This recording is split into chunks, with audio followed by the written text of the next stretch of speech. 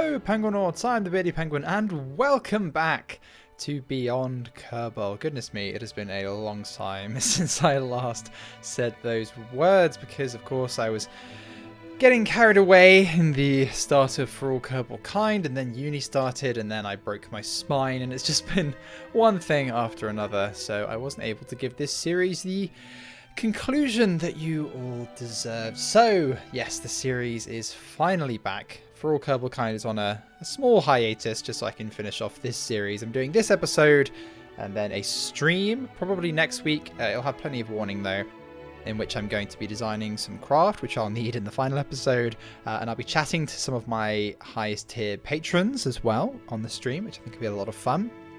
And then a final cinematic finale, which I hope will bring this entire saga to a satisfying conclusion, because, yeah, this adventure has been going on for quite a while now, and I didn't want to leave it without an ending. It really needs an ending before we get to Kerbal Space Program 2, and then I can obviously carry on with For All Kerbalkind without people continuously asking what happened to this series.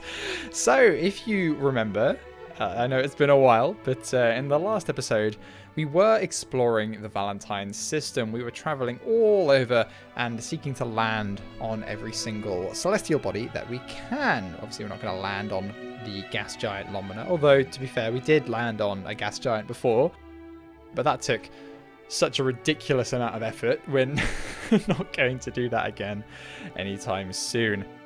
The only bodies that are actually left are the moons of Lomina, this beautiful ringed ice giant right on the edge of the Valentine system. So we are taking the clock and we're going to work our way from the innermost moon all the way to the outermost moon in this episode. So our first target is Mayol, and this was actually the most difficult one to get to because its surface gravity is so insignificant and it orbits so close to Lomina. Its sphere of influence only extends about 3 kilometers above its surface, which is crazy. It's absolutely insane. So you kind of had to rendezvous with it as if you're intercepting another vessel in orbit around Lomina. You just have to use the interception markers. You can't really use the sphere of influence or encounter system particularly reliably. You see here, having to begin our slowdown burn significantly before we actually enter the sphere of influence of this tiny little pebble just skirting around the edge of Lomina's rings. I believe it's right on the edge of where it can actually exist. I think if it was any closer to Lomina, it would have been pulled apart by tidal forces. So it's sort of like a basketball around a hoop. But we do manage to just about slow ourselves into an orbit. And I realized that there's not really much point in actually sending down the lander, i.e. the Pullman that we have there. It would actually be more of a pain than it's worth, considering the gravity of this little moon. I think is even lower than Gillies. So what we're going to do is just get Katrina Kerman out, because who else would be up for this kind of crazy maneuver, and we're just going to descend to the surface with her EVA jetpack and then go straight back up to the clock and plant a flag. I mean, we're just essentially just trying to plant a flag on each of these moons so we can say that we did it. We're not really doing very detailed exploration, and really this install is showing its age. Although, of course, we do have breaking ground, none of these moons or planets or anything have interesting surface features. Really, GamesLinks' Beyond Home pack has set the standard for what planet packs can be. I don't think that anything even comes close to being as interesting to explore as that. He actually made his own visual enhancements mod, Parallax, for that before then making it compatible for the stock system as well. Absolutely incredible work from GamesLink. So yeah, I mean, Extrasolar was really the peak of planet pack mods, at least that added new solar systems back in 2018, 2019. But nowadays there are much more interesting planet packs about. So yeah, we're just gonna plant a flag on each of them. But yeah, a lot of these moons I think it looked great back in the day, but yeah, since the advent of high-resolution textures and parallax and the like, they do look a little on the rough side. This is no... not throwing shade at Andrew, because it is a wonderful mod that he's made here, but yeah, it's long since stopped being supported. So yeah, we're just gonna do a whistle-stop tour, plant flags everywhere, and then head back to Fust. You see there, I didn't notice I'd left Time Warp on. I'm used to using better Time Warp for all Kerbalkind with slightly faster settings, so I thought that I disabled Time Warp there, so I couldn't figure out why I couldn't turn Katrina's EVA jetpack on. So we flew right past the Clark. Thankfully, we didn't crash into it, but we did buzz it rather close. Maybe gave someone on board the centrifuge ring a heart attack. But she's fine. We've planted our first flag, and we can continue on to the next moon in the Lomina system. So the next one's quite interesting, actually. It's called Javeen, and it has a bunch of oceans. Now, this is right on the edge of the system. I think we're still within the orbit of solitude around Archangel, because all the planets around this little red dwarf do orbit so close. But since a red dwarf doesn't output that much heat, this moon is absolutely frozen. But it does have oceans, black oceans, and I'm trying to figure out what they could be. I was thinking maybe they could be methane oceans, but as far as I'm aware, those wouldn't be black. I think they might actually be oceans of carbon dioxide. I'm not sure. Let me know in the comments below if you have any idea what could be black and liquid. It's quite interesting.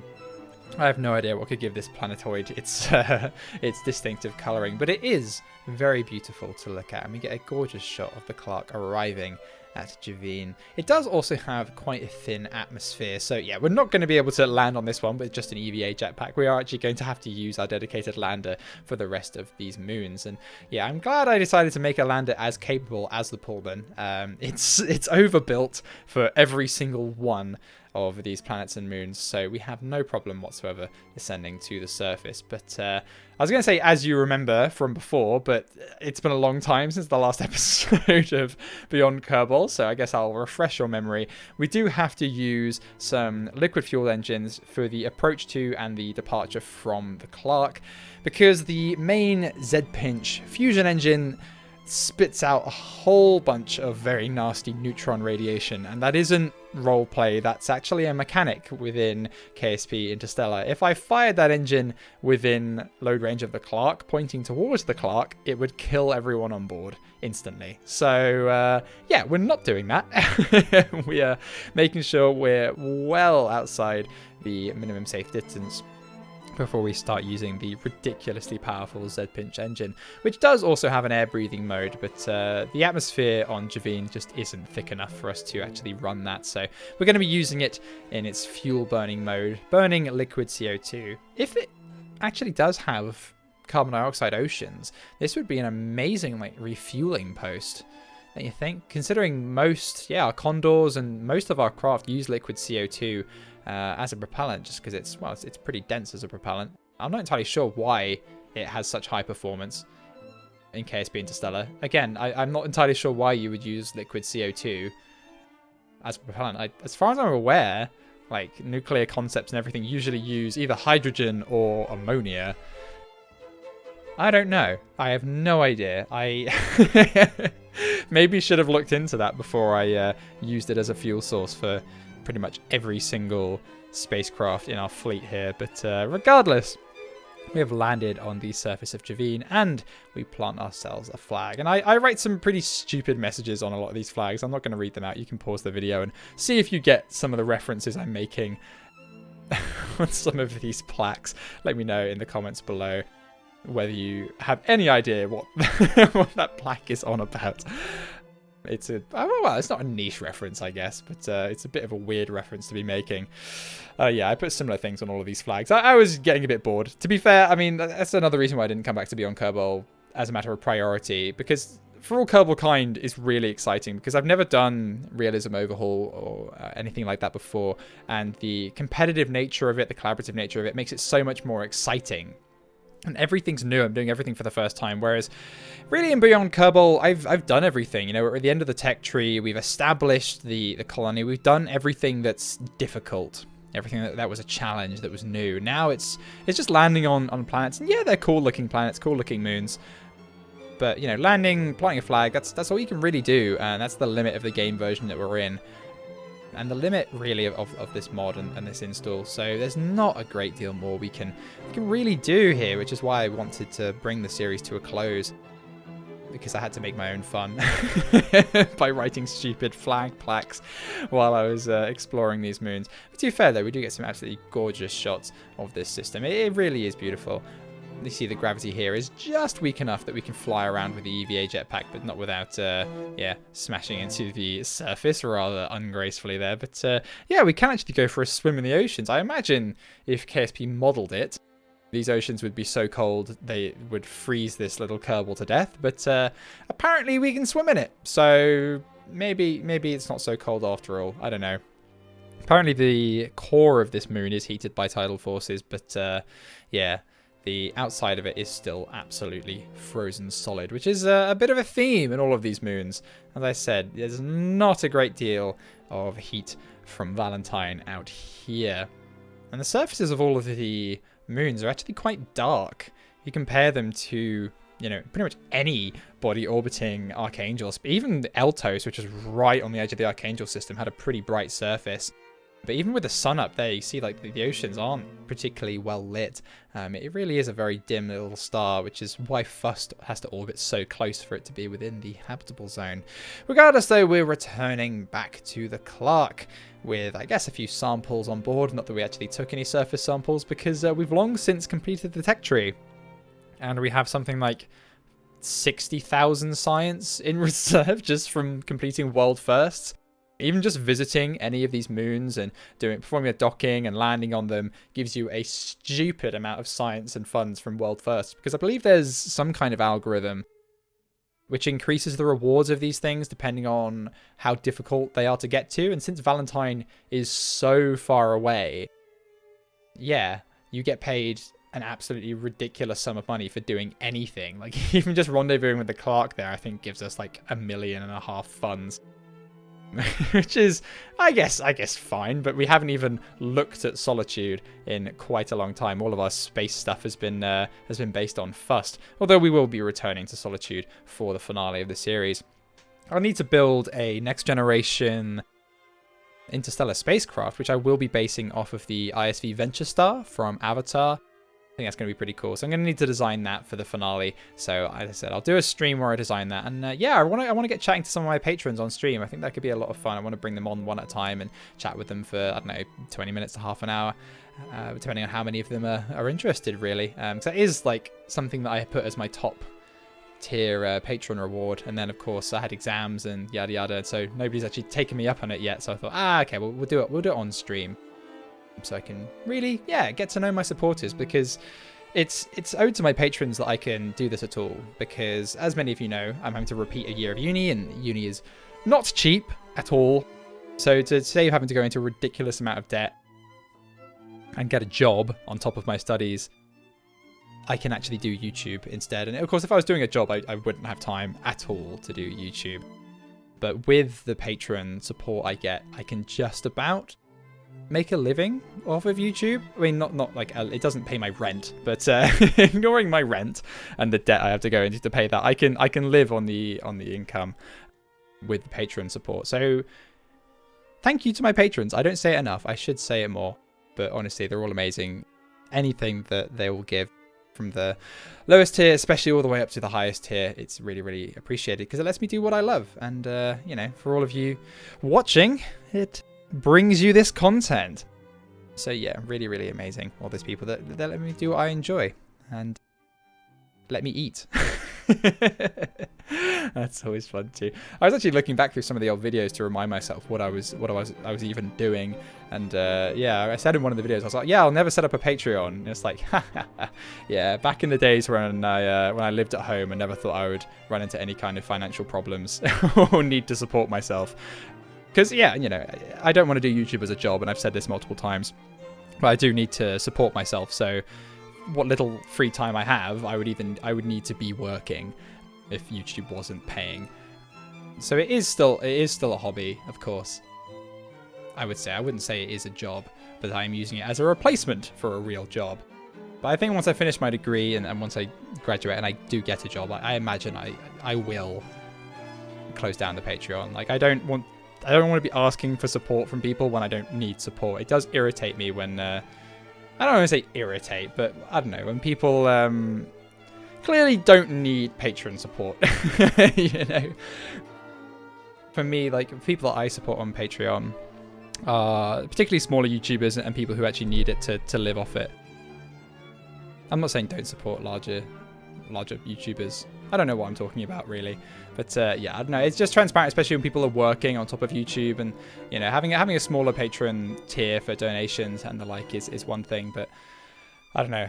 It just kind of makes my skin crawl when people are asking for a pretty, you know, substantial like financial support when it's not actually their main source of revenue. I guess, you know, can't blame people for liking money, but the only reason I ever set up a Patreon, I finally bit the bullet. I was like, you know what, maybe having to eat, maybe that's a good enough reason to set one up.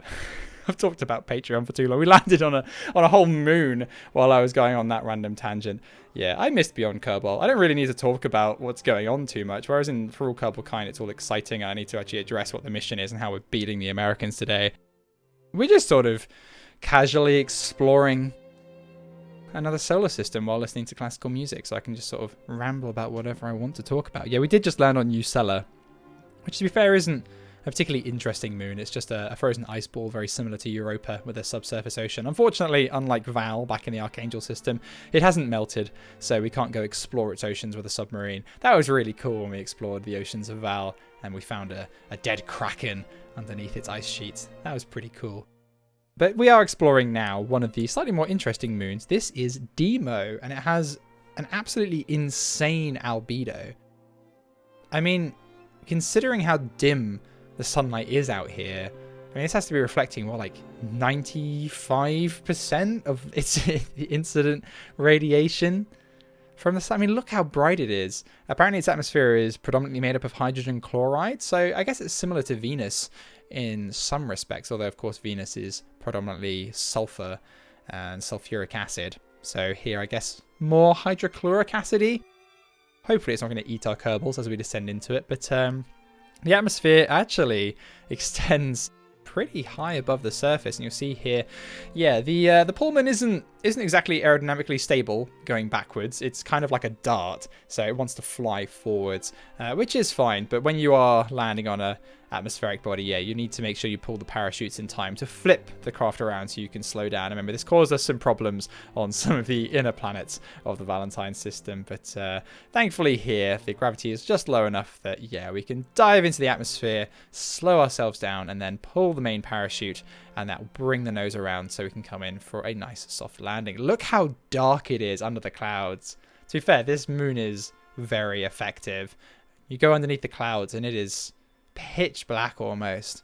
Like, this is in like the middle of the day, full daylight, and look at that cloud layer. That really thick layer of clouds just completely stops any of the sunlight getting to the surface. It's really, really cool and almost kind of eerie. Thankfully, though, we can use the aerospike air breathing mode of the main engine here because the atmosphere is so thick. And of course, we get out and plant our obligatory flag. We're going to have flags on every single body in the Valentine system. Apart from Cerex, we didn't go to the moon of Heba because Andrew told me that he was going to update the surface textures, and then, as far as I'm aware, never did, or maybe he did and I didn't notice and we haven't gone back. But we're not going to go all the way back to the innermost planet just to land on its moon. We already landed on the gas giant. Okay, that's enough. That is more than enough. We're not going to land on Lomina either, as I said. Oh, that gas giant colony, I just look back and I'm like, goodness me, those were the days when I was in lockdown. It was over the summer. I had nothing better to do. Then I must have spent weeks designing that mission and testing it and getting it to work. I mean, the amount of free time I had, it actually makes me giddy. I've had to put this video together in between exams and then sort of using the lull at the start of the semester because my exams went all the way up to last Friday, and then the new semester started on Monday, so I didn't get any break. And of course, I was revising over Christmas. So, you know, I'm sort of using the lull in lectures at the start of the semester to try and get this project done and try and get a few projects done really. I want to also finish recording Mars Horizon. So any of you who are wondering where that is, I'm going to try and binge record all the way to the end of that game and then edit it all up, get it all scheduled up, and then boom, have it done. Because this channel's actually going to undergo some changes over the next few months. Believe it or not, I'm actually going to start moving away from game Let's Plays. I've got some quite exciting plans for the channel.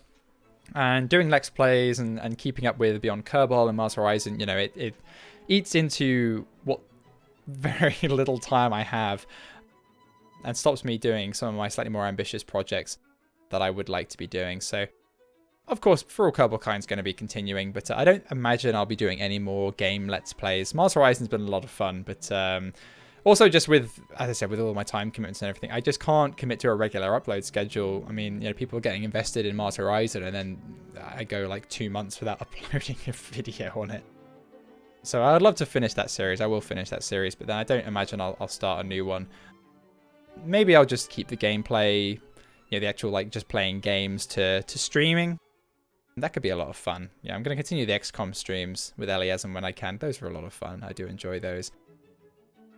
But yeah, I think game-wise, I'll finish Beyond Kerbal within the next month probably, and then probably just continue with For All Kerbalkind. I'm not sure about To Boldly Go, the Minecraft series. I haven't spoken to Ewan in a long time. He's been really busy with 4th year because, of course, I had to retake a year. He's in the year above me now, and I don't actually live in the same house as him anymore, so it's not quite as easy to just grab him and be like, hey, Minecraft.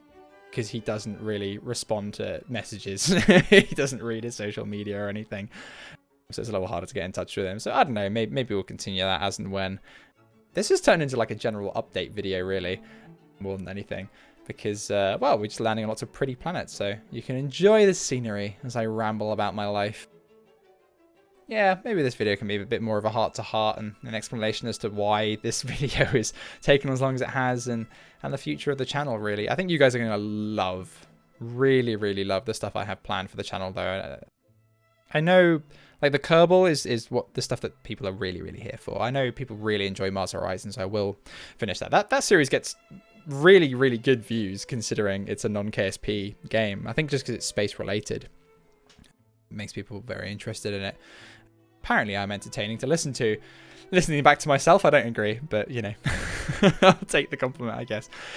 But yeah, I'm really going to lean into the degree I'm doing and the knowledge I actually have as a trainee aerospace engineer, and a lot of topics I find very interesting. So I think you guys have got some quite exciting stuff to look forward to, but I'm not going to spoil it. I do have some collaborations planned as well, which is going to be really cool once at least one of them replies to my Discord messages. We've got a really awesome project which we've worked on. The script written, it's all ready, and then I think they're busy because they have a real job. Imagine having a real job and not supporting yourself using YouTube and the generous support of your Penguinauts on Patreon. Psst, go support me on Patreon, please. I need money. No, no, it's fine. Don't worry, I have enough to eat. It's fine. I'm not starving to death. It's a lot cheaper to feed myself because I'm pescatarian. So, I mean, I was horrified by how much some of my old housemates used to spend on food. Some of them would spend like upward of £80 a week on food, on just like meat and massive like steak dinners, and pair them with wine. And just eating veggie. I mean, I spend maybe £15 a week on my groceries, if that. Shopping at Lidl as well helps as well. You know, low cost, buy the own brand stuff. Cook myself, don't get any takeaways, you know. You can yeah, you can live on a budget fairly well if you're a veggie. Yeah, no. If that's not an advert for going veggie, I don't know. I'm not actually a vegetarian. Believe it or not, I'm not a vegetarian at all. I'm a pescatarian, I eat fish. But I'm not a pescatarian because of any animal welfare reasons, although of course I do care about animal welfare. But really it's just because I hate the taste of meat, and it runs in the family. I can't stand it, and it really doesn't agree with me. Really, really don't like it. And so many people have been like, what? Not even bacon? It's like especially bacon. I love the smell of bacon. Believe it or not, I love the smell of frying bacon. It's like, oh, literally makes me salivate. I'm like, it smells so good. And then I taste it and it's like, not good. for want of any better way of explaining that. Yeah. It's weird. I have like the occasional craving for like a burger. But beyond that, yeah. I just can't eat meat. Really, really hate it. Regardless, though, we did just land on another moon while I was chatting about my dietary requirements. That was pale, just so you know. But again, similar to Usella. I mean, very similar to Usella in that it's just another little frozen snowball. So not really that much interesting stuff to talk about. We planted our final flag and it's time for us to head home. I made the mistake of using Kerbal alarm clock here for the transfer window. That doesn't take into account the eccentricity of the orbits. It's just the semi-major axis. So yeah, I end up doing this burn to return to Fust, and then it turns out we're completely misaligned. We left Lomina at completely the wrong time, and I was tempted to just burn the Daedalus engine straight towards Fust, the same way that we actually got to the Valentine system in the first place. But A, we don't really have fusion pellets to spare. They're actually pretty difficult to bring up from the surface of Heber, as a surface, from the upper atmosphere of Heber, and we need them to fuel the colony, so we can't really be wasting fusion pellets just to shave about a month or so off our journey, because since the planets are all so close together in the Valentine system, it doesn't take very long to do a standard home and transfer. So that's what we're doing. We're just going to wait another orbit until Fust is in the right place, and then we're going to intercept and return home. Yes, Fust, that lovely little mud ball, is our new home. Home away from home. Not even home away from home, it's just home now, I guess. The Kerbals on Fust have been there now for long enough that the planet is completely colonized, so we don't even need to use those colonization modules anymore. The hab timers don't go down while they're on the surface of Fust. It is officially colonized, and they can even take their helmets off and breathe the atmosphere. In the time we've been exploring the rest of the system, we've been having scientific expeditions all across the surface of Fust. There was actually a live stream idea I was going to do at one point where I was going to use Kerbal constructs to build a runway next to the colony, and I was going to launch an aircraft and explore the surface of Fust, but that didn't really end up happening because, well, my spine broke. So, you know, that has a, has a way of throwing a wrench into your plans. I don't imagine I'll really do that now before I end the series. This install is... yeah, leaves a lot to be desired in the stability department. Regardless, though, that is the end of the episode.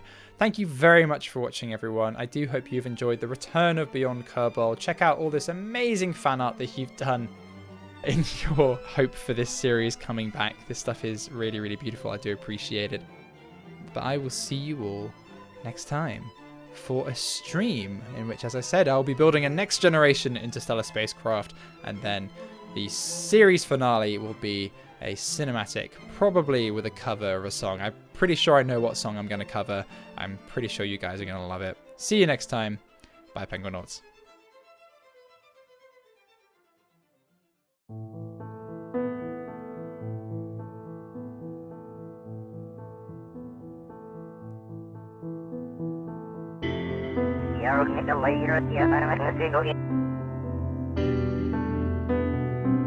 One of us here fight with no whiskey dip. Yeah, not even a single hit. Yeah, no stop fight, turn out to them, shit, that's for me, and I already had a single hit.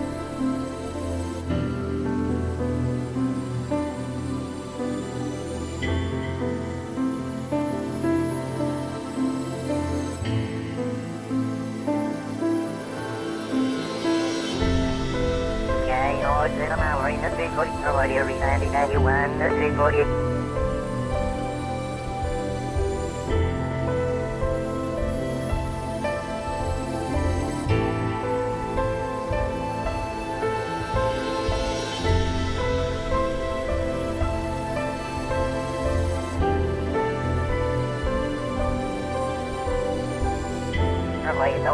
As I look at I mean every few minutes for like an hour plus during a single hit.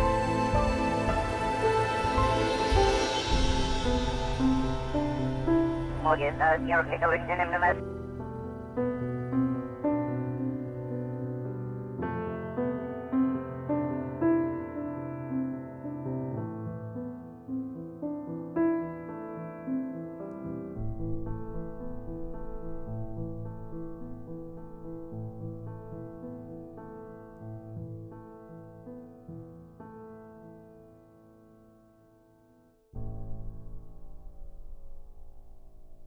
A massive thank you to my patrons and donators for their generous support, and an extra special thank you to the Amazing Steak, Olaf Hammerhand, Madzor, Peter Lushtinets, Delta V, Axel Jensen, Dennis Klomp, Lady Lagsalot, Simone67, Scott Milligan, Harambe, Nicholas Popkus, Wather, Jagnath, Weir, Dreister, Jesse Smith, Lightning Gamer, Elmac, and Nobody Special.